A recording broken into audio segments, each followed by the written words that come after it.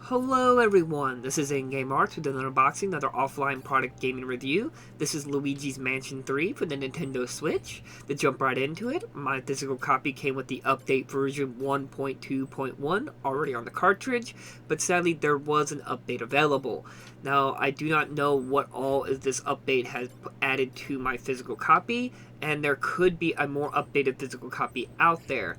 This is why I've mentioned it several times in my unboxing video, that there's sometimes they reprint physical copies with more updates already on the cartridge. This is why it's generally kind of better to wait to buy Nintendo Switch games, not day one, but wait later, and sometimes the freer content that they would add later to the game, they'll sometimes put it on the cartridge. So just keep that in mind if you have a big game release coming up here soon, let's say Kirby, or Mario Strikers, or just so on, or Advance Wars.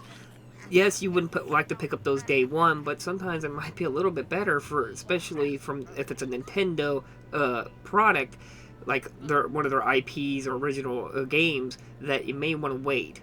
Now, jumping into Luigi's Mansion 3, the offline and the overall product, the offline experience, I had no issues whatsoever about needing internet or anything like that. Now, the product ran great. I never had any frame rate issues, problems, or anything like that. It generally was overall a pretty decent, good product. It was all there, the full package of the story. It has a little bit of a multiplayer added to it. You can play like they run around together, trying to who can get the most ghosts in a randomly generated dungeon style. Or you can play two players where one person controls main Luigi and another player can control Gooba Luigi at the same time. So it's a good maybe a little game if you had a kid or a significant other and so on. So the overall product ran generally pretty good. I never tried any two-player or anything like that, so I don't know how much effect that could have done to performance-wise, but playing single-player-wise, I never had any issues, frame rate problems, or anything like that. So overall, since mine's the most updated version of the game, this particular version, the 1.2.1 version, was overall a decent and wonderful experience for the product as well as the offline experience. Now, if you have the base vanilla version, the 1.00, or you could have a more updated or more one that's updated in between that, the experience could vary. I can only specify the particular product this version here. So hopefully there's maybe a more updated version, and as I said, I don't know what all is entailed in this 1.2.1 version. I wish Nintendo had an update history, kind of like PlayStation does, or give you a little list down of everything. I know there's some sites you can go to that lists them off, but I don't like going into a third party for information. I like to be able to prevent the information through the main product itself, like PlayStation. Go to update history, what's all on the disc, what's all on the cartridge. You get what I'm saying. I'm sure you probably feel the same way. It's better just to get the main information up front. But now jumping into the actual final thoughts of the game, as I said, the product was decent. I highly recommend the product, especially the version I have. If there's a better version, I highly recommend it for that. But final thoughts in terms of my experience of the game, This was the first time I ever played a Luigi Mansion 3, so I don't have any prior history or knowledge of what they changed and altered throughout the history. I know Luigi's Mansion first came out on the GameCube, and I believe the second one was on the 3DS, but I'm not entirely sure, as I do not keep up with handheld games. But first time playing it, I immediately fell in love with many concepts of the game. I love its graphical presentation. I like the cinematic experience they offer. It's very cute, very colorful, and so on. I just really enjoyed that a lot. As well as the mechanical, I love the ghost hunter or ghostbuster kind of theme to it. It was really well done, and it's a very softer, a little bit more approachable horror, if you want to categorize that, scary game. What's called a spooky game for a younger audience to introduce them to more scarier games without introducing them to immediately like Resident Evil or something like that. Opens up the door for a younger audience to introduce to a spooky style game, and maybe somebody who doesn't want to have excessively spooky, just little jump scares here and there.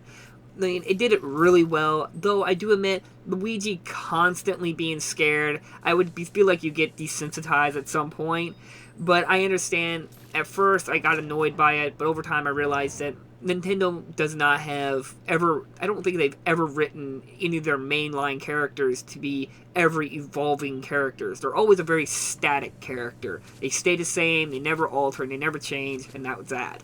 So, I mean, how do you think of it? I just think of it that way. They're always static. They're always just these characters, and they never evolve as a character.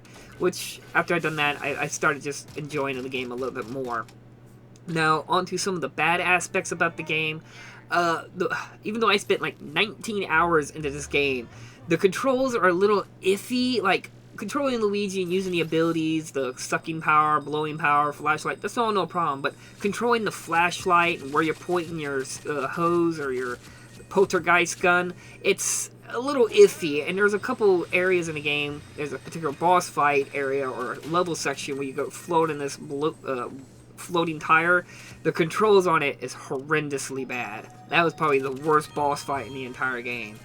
On the subject of boss fights, the game, I've mentioned this before, where Nintendo has a notorious time about constantly holding the player's hand, and this one's no different, but they're also notoriously bad at completely letting go of the player and not giving them any advice or any help, and that has happened in this.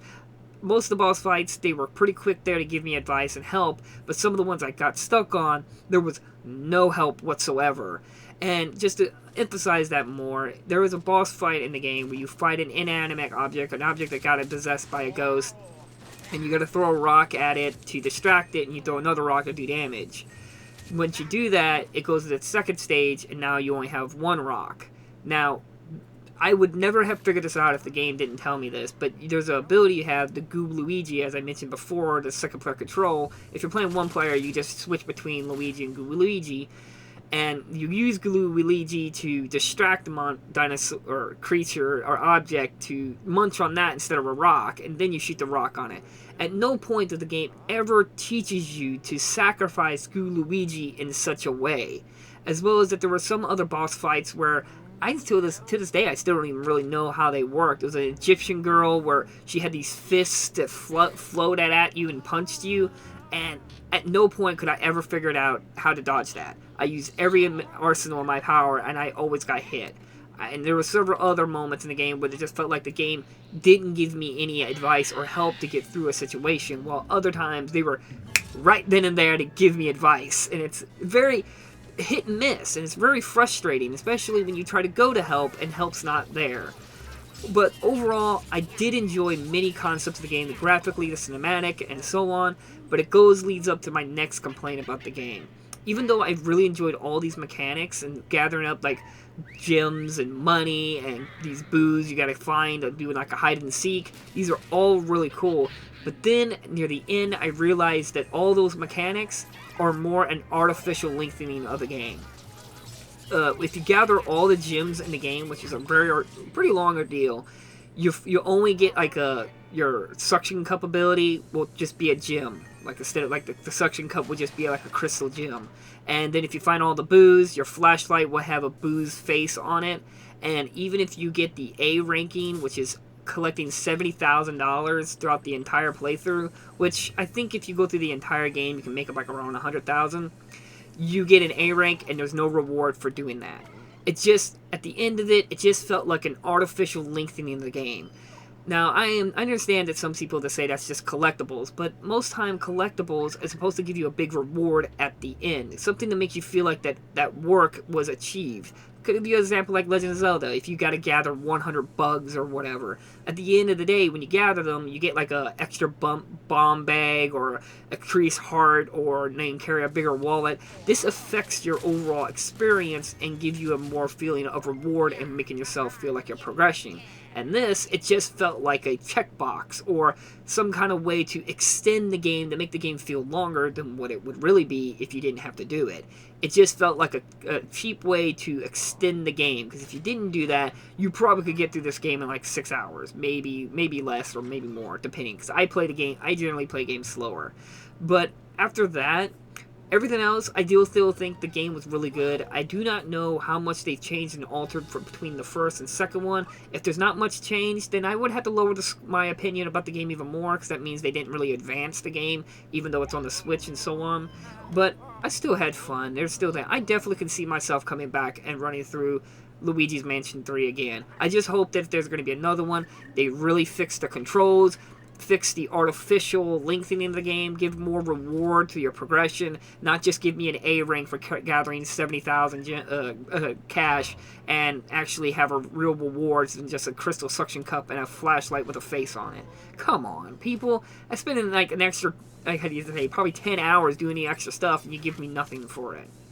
But overall, with my physical copy, with being more updated, which I'm really happy about, and just had a good time with the game, I generally had a good time, and I definitely say look into it. I don't know if it's worth the full price or one-year price thing. It's really up to you and how you feel about Nintendo products and so on. But there's not a lot of games like Luigi's Mansion. Is why I'm being a little bit more forgiving on certain aspects, because there's not a lot of games like it if you think about it. With this front camera view, gathering ghosts and being a kind of a light-hearted, spooky game. There's not a lot of that. It's either extreme horror or over-the-shoulder or top-down view. It's nice to see a different kind of game design and different perspective. So, in my opinion, look into it. So, like always, I try to leave links down in the description if you're Insta copy. For like I said, look into it. Hopefully you can get more of the updated version cartridge like I did. Use my video to look for maybe the cartridge code. Like I said, sometimes you can use the back of the case and look at the barcode saying 00000 with 5 zeros, but this can be hit and miss sometimes. Sometimes they have a 1 at the end, sometimes they don't, and it'll still be a more updated cartridge. So it's hard, it's really hard to find the updated cartridge, but hopefully this video can give you a little bit of enlightenment to look for an updated version. So thank you all for watching, and I'll see you guys in the next unboxing video. Bye-bye!